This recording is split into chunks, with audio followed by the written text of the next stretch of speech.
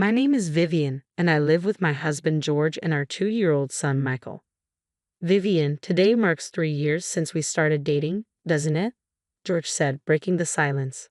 Yes, it does. Time flies so fast, I replied, sensing something different in his tone. What's wrong, George? You seem a bit off, I asked with concern. Vivian, there's something I want to tell you today, George began hesitantly. I want you to marry me, he continued, echoing his proposal. Over the years, we had shared countless moments together. Initially, time with George was bliss for me, wrapped in his kindness and thoughtfulness. I felt genuinely happy. However, as days turned into years, the daily bustle and other factors began to change our relationship. Hey, Vivian, didn't I say I wanted roast beef today? Why is it just leftovers from yesterday? George interrupted my thoughts. I'm sorry, George. I have to take care of Michael. I can't prepare anything too complicated, I explained, feeling a pang of guilt. I don't need such excuses. Parenting is just taking care of Michael, right? Stop making such a big deal out of it, George snapped, his frustration palpable. Working at my parents' company is tough. Well, I'm going to be the next president, so I have to endure it, he continued, his tone condescending. George worked at my in-laws' company, spending his days buried in work. Despite this, his efforts often seemed ordinary, and he struggled to meet his quotas. Who's making a big deal here?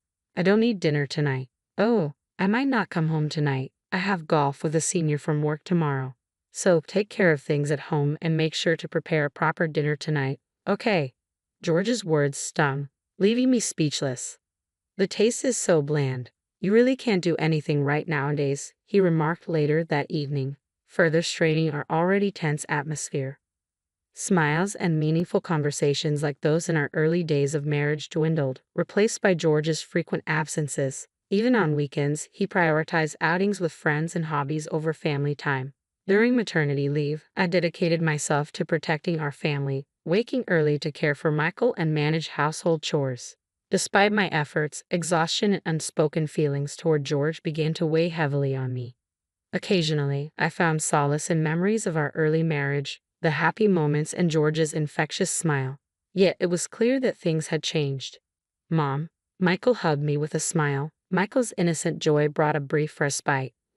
Lately, he had started calling me Mom more often, a small comfort in the midst of growing distance between George and me. I spent my days hoping our relationship would rekindle as Michael grew. However, deep down, I knew our bond had already cooled. One morning, as I tidied the room before George left for work, I noticed him descending from the second floor, not in his usual suit, but in casual clothes I had never seen before. They must be new. Aren't you supposed to be at work today? I asked, puzzled. I'm going to work. I don't need a suit today, George replied dismissively. Seriously, stop nagging me. If I say it's fine, then it's fine. Don't butt in every time, he retorted sharply, leaving me at a loss for words. I was just asking, that's what's annoying. Anyway, I'm leaving now, George said, his departure through the front door feeling like an escape. I couldn't shake the feeling that he wasn't heading to his office. Where was he going? I tried not to dwell on the answer. The distance between George and me seemed to widen with each passing day. Our conversations became scarce, tinged with a cold atmosphere. The smiles and kindness from our past felt like distant memories. Now, his words were laced with criticism and sarcasm. Whether he commented on my cooking or cleaning, his sharp remarks pierced my heart. Was it all my fault? Days were spent in self-doubt, questioning why our relationship had changed so drastically. Time passed without clarity. Despite my efforts in managing the household and caring for Michael, it never seemed enough for George. The decrease in conversation and his cold demeanor hurt deeply. His once kind and considerate words had been replaced by constant critique. Something inside me broke. My love for George faded and memories of happier times became distant. A sense of indifference replaced the emptiness in my heart. What was the point of everything I had done so far? Mom, look, I made this. Michael's voice interrupted my thoughts. Oh wow, that's amazing. Did you draw this? I asked, genuinely impressed. Yeah, this one's a dog, and this is a cat, Michael explained proudly. You're really good at drawing, Michael. I praised him, his smile warming my heart. As time passed, my feelings shifted. As my love for George waned, my love for Michael deepened. Watching him grow, I began seriously considering my future. specifically divorce. I couldn't continue in a relationship where George barely contributed to parenting, let alone fulfilling his role as a father. The prospect of liberation from George seemed more overwhelming than daunting. However, one concern weighed on me. On the way to a promised meeting with Michael's grandparents, we arrived at their doorstep. "Hello, Mother." "Hi, Grandma." Michael greeted them warmly. "Hello, Michael. Have you grown taller again?" Grandma exclaimed with joy. "Really?" "Yay!" Michael cheered, delighted by her praise. "It's good to see you. Come on in." Grandma welcomed us inside. "Thank you, I will." It was George's parents, my in-laws. Despite my frayed relationship with George, they had always been a source of comfort.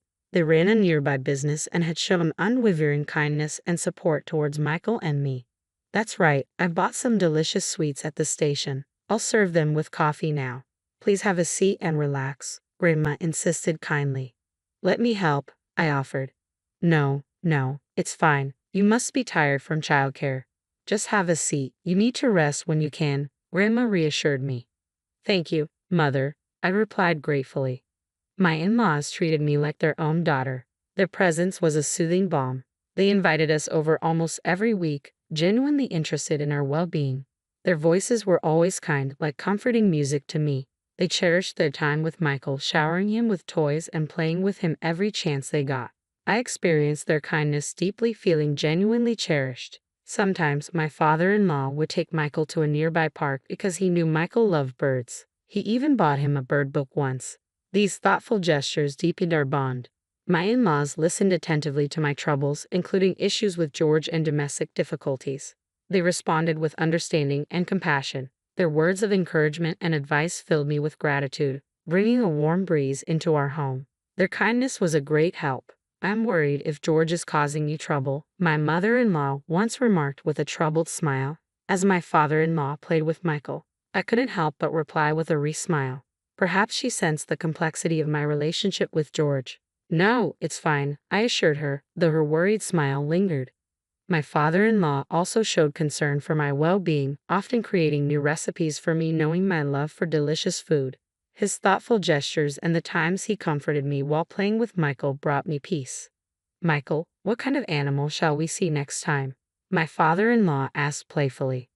"I want to see big fish next time," Michael exclaimed excitedly. "All right, let's go to the aquarium next time," my father-in-law suggested, eliciting a joyful yay from Michael. Watching them interact, I couldn't help but smile. Michael adored his grandparents, showing them a carefree smile that rarely graced his face with George.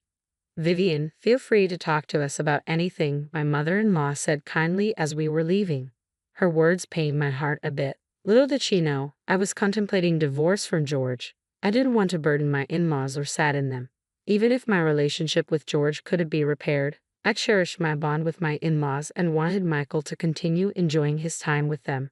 I was apprehensive about opening up to them about George, fearing their reaction. Just as these worries occupied my mind, an unexpected incident unfolded. My in-laws had kindly offered to take care of Michael, allowing me to enjoy a cafe outing with a friend.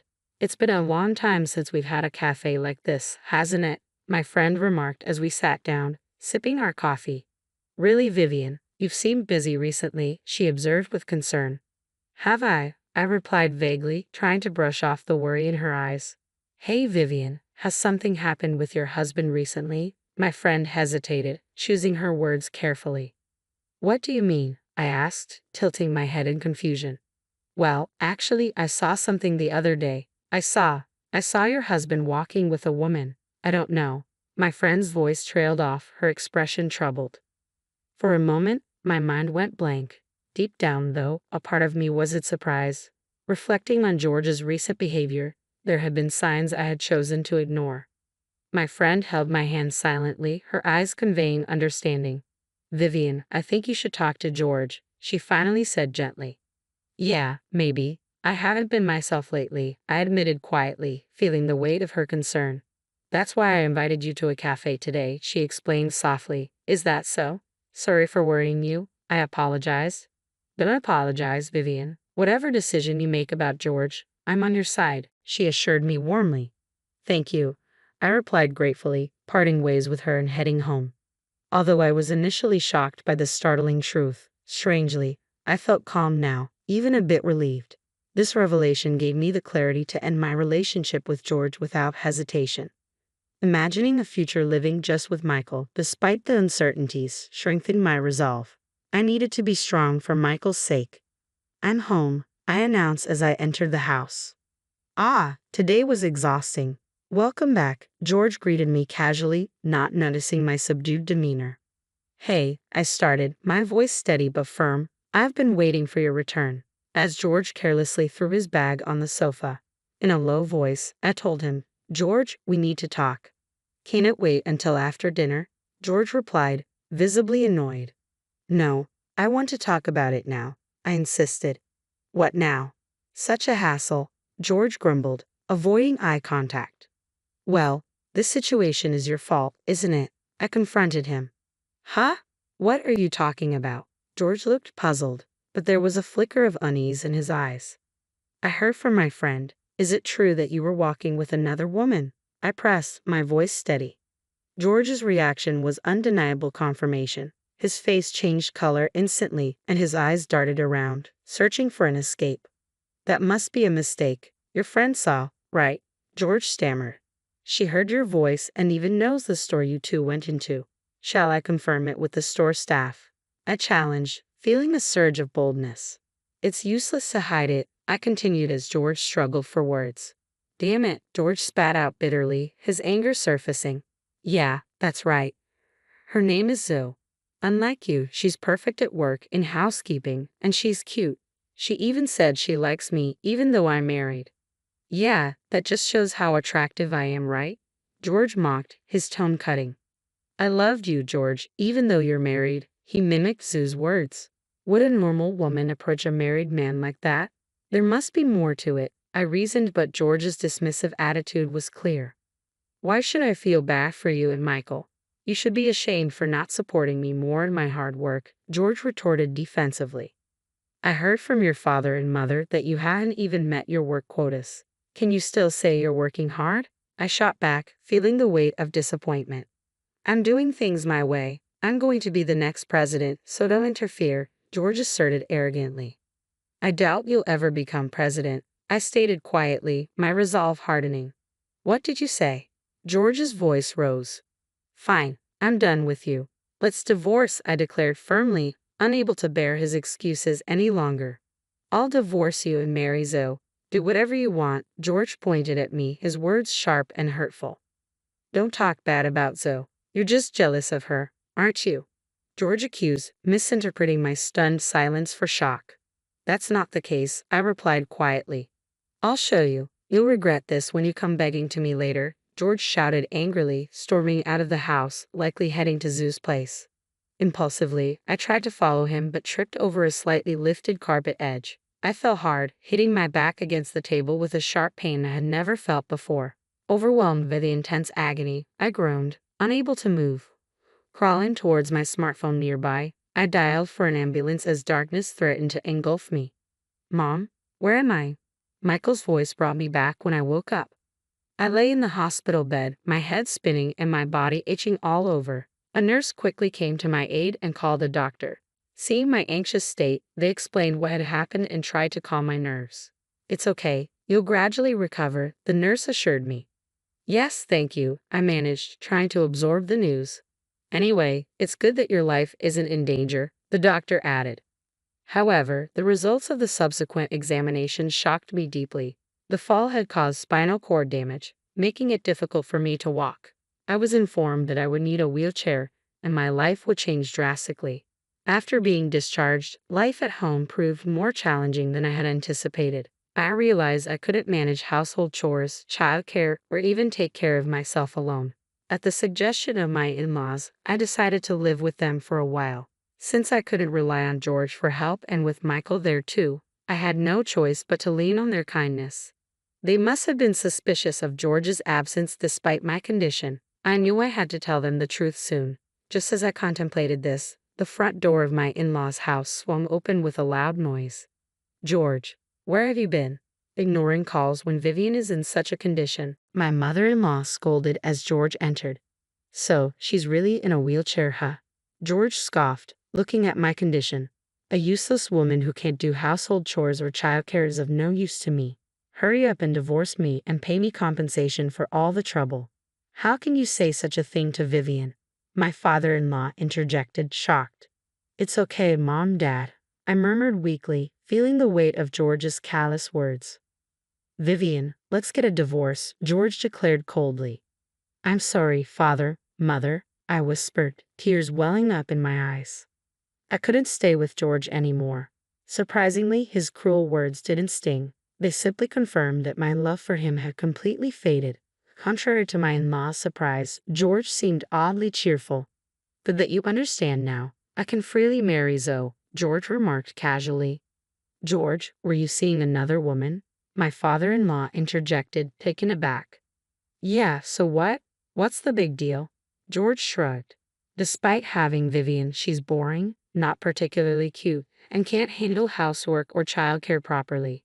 How can you say that? My mother-in-law exclaimed, shocked. Vivian has been trying so hard with housework and raising Michael. Yeah, whatever, George dismissed, his tone callous. Anyway, I've decided to be with Zoe. Dad, it's time to hand over the company to me. You're getting old.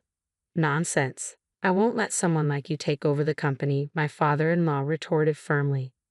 Come on, who else is there but me? Anyway, I'm busy, so send me the divorce papers by mail, okay? George concluded, nonchalant. After separating from George, I started a new life.